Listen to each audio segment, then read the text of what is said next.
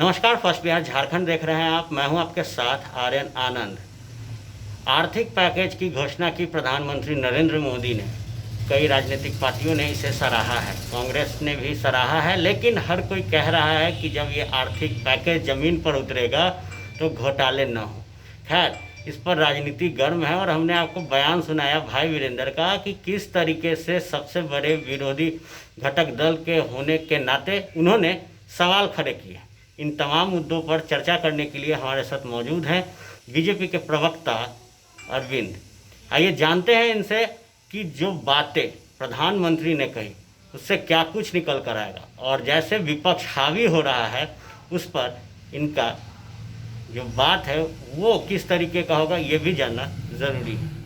एक बड़ी आर्थिक जो पैकेज है, कल उसकी घोषणा की है प्रधानमंत्री नरेंद्र मोदी ने, और उसको लेकर आज जो निर्मला सीतारमण हैं वो 4 बजे प्रेस कॉन्फ्रेंस करेंगी और जो विस्तार होगा उस पैकेज का उसकी घोषणा होगी। सर जी हाँ, भारत के प्रधानमंत्री श्री नरेंद्र भाई मोदी जी ने देश के गरीब किसान, छोटे मध्य उद्योग के लिए, हमारे मजदूरों के लिए, हमारे मध्य वर्ग के लिए, जो हमको टैक्स पेयर हैं, और इस देश के नागरिकों के लिए इतनी बड़ी का आज तक इस देश में इतना बड़ा पैकेज का कभी ऐलान नहीं हुआ था जिसको उन्होंने घोषणा किया है।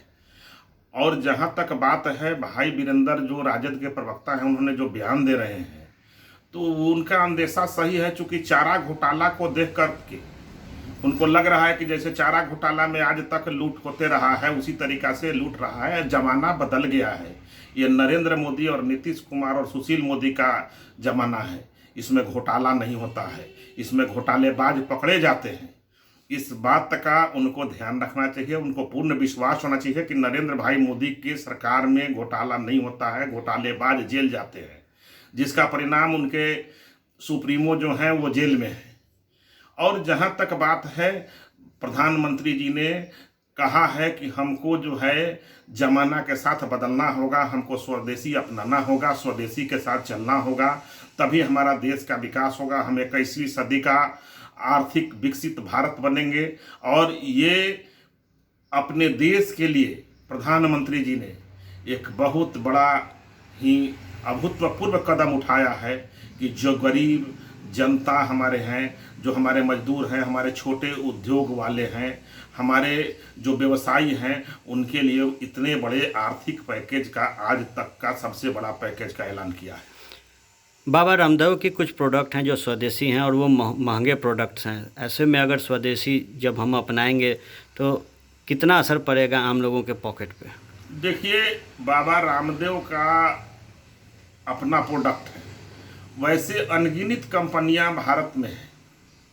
हमारे पास बाबा रामदेव का विकल्प भी है। हमारे पास जा करके आप तुलसी का पत्ता ले लीजिए, मुलेठी ले लीजिए, आप जो है काढ़ा बनाइए पीजिए, और हर तरह का आपके पास वैकल्पिक व्यवस्था है। कोई ज़रूरी नहीं है कि हम विदेशी कंपनियों पर निर्भर रहें। अपने देश में सस्ता से सस्ता और अच्छा से अच्छा वैकल्पिक व्यवस्था है, जो हमारे घर के लोग, ग्रामीण उद्योग, कुटीर उद्योग, लघु उद्योग के द्वारा खादी ग्राम उद्योग, जो आज की डेट में खादी ग्राम उद्योग इतना बड़ा उद्योग बन गया है। चूँकि हम खादी अपनाए हैं, प्रधानमंत्री जी ने इसका अपने भाषण में जिक्र किया था कि खादी को हमने सिर्फ धारण करना चालू किया है, खादी एक बड़ा व्यवसाय हो गया, इसका डिमांड हो गया।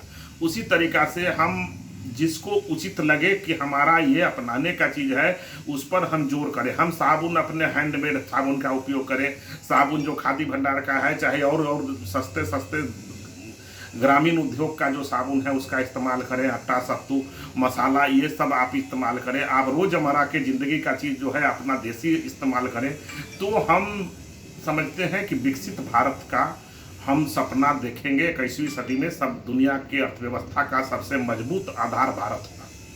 बिहार के आधुनिक अस्पतालों में से एक NSMCH multi speciality 350 bedded hospital, अनुभवी डॉक्टर एवं ट्रेन्ड पैरामेडिकल स्टाफ, विश्व स्तरीय सुविधाओं के साथ अत्याधुनिक ऑपरेशन थिएटर, ICU, NICU, निशुल्क OPD परामर्श, 24 घंटे इमरजेंसी सर्विसेज और जटिल गर्भावस्था का इलाज। Netaji Subhash medical college and hospital, Amhara, Bihta, Patna.